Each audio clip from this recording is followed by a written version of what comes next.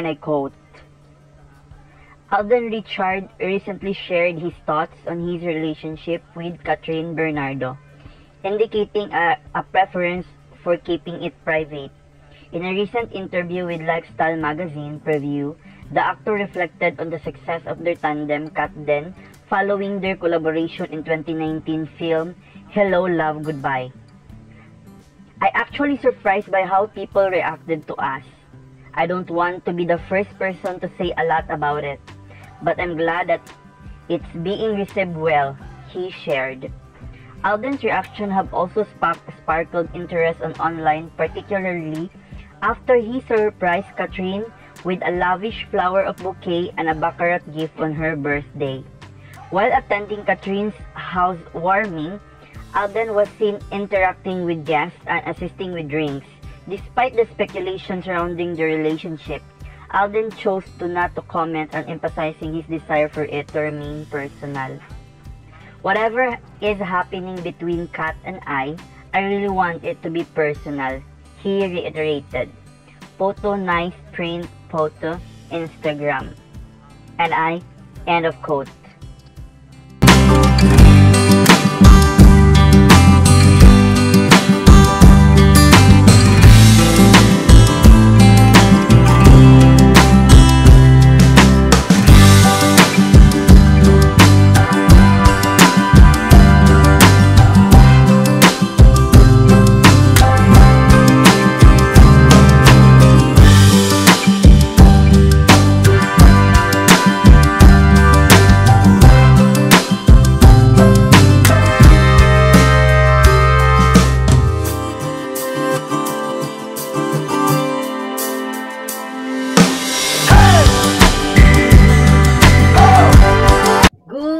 Afternoon po sa inyong lahat.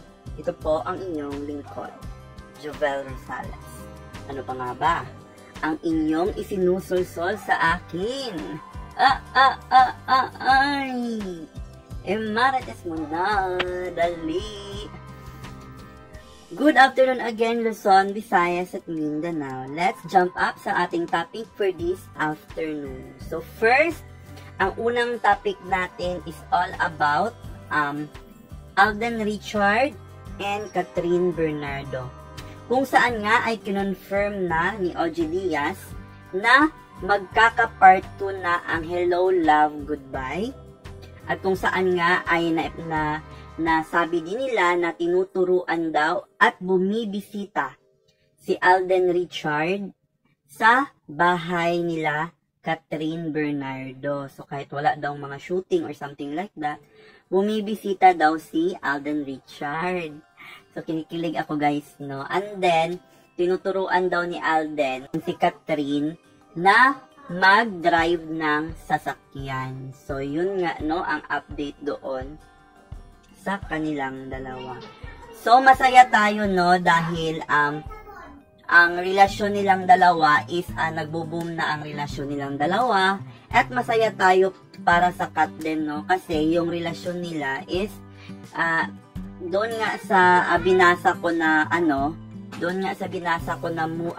yung parang words, sinasabi doon na gusto daw ni Alden na magiging private yung relationship nilang dalawa ni Catherine Bernardo. Ay sinasabi nga ni ng lathala ni OG Diaz na overpricing nga daw ang DJ Castle, kung saan nga ay tinayo na ni Daniel Padilla ang kanilang negosyo. So, sinasabi nga ng mga netizen na overpricing ito at hindi ito makatao because 1,500 daw ang price ng kanilang entrance fee. So, sinasabi doon na overpricing daw at hindi daw okay at hindi daw ito pang masa. So, yun ang sinabi ni OG Diaz na overpricing daw ito. So, anyway, yun lang ang topic natin for this afternoon. So, doon na tayo sa kung ano yung mga sentimento, ano yung mga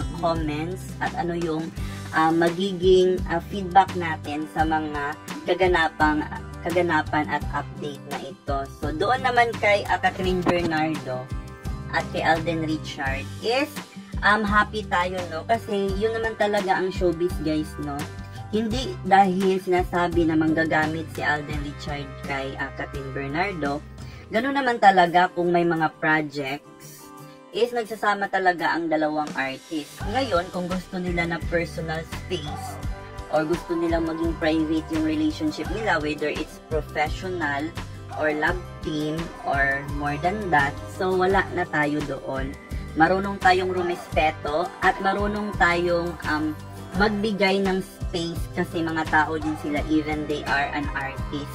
Pangalawa is, doon naman kay DJ, no, sa ayun parang overpricing na yung DJ Castle. So, asahan naman natin, guys, no, siguro bubongga pa yon for how many years from now or months, kasi nga soft opening pa naman yon. So, hindi talaga tayo mag-expect na maganda talaga ang naibibigay agad ng isang tao sa kanyang business kung nagsisimula pa naman siya. So, siguro, kung susumahin naman, medyo may pagka-overpricing din talaga siya. Kumbaga, hindi siya, yung hindi siya affordable. Isipin mo, 1,500 yung pagpasok doon sa DJ Castle. So, ang masasabi natin dyan, kung ano yung mga papasukin na negosyo ni Daniel Padilla, support din tayo ng mga fans. Kasi, ganoon naman talaga ang buhay. Baka iniisip niya na yung parang career niya nga, humina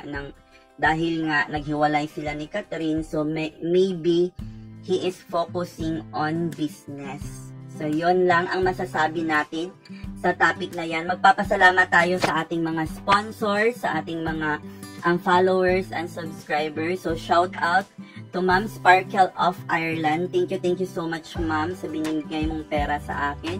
Sir Mario of Cebu, Ma'am Cynthia of Davao, Ma'am Marilu of Orsames Oriental, Sir Mario Gumabaw of Basilan City. Thank you so much sa inyong mga suporta sa akin. Sa Facebook, meron na tayong 51,000 followers. And of course, sa YouTube, meron na tayong 1.50,000 subscriber. Yan lang ang masasabi ko sa topic na yan. Again, this is Jovel Rosales. Ito po ang inyong lingkod. This is I Care, I Share, I React.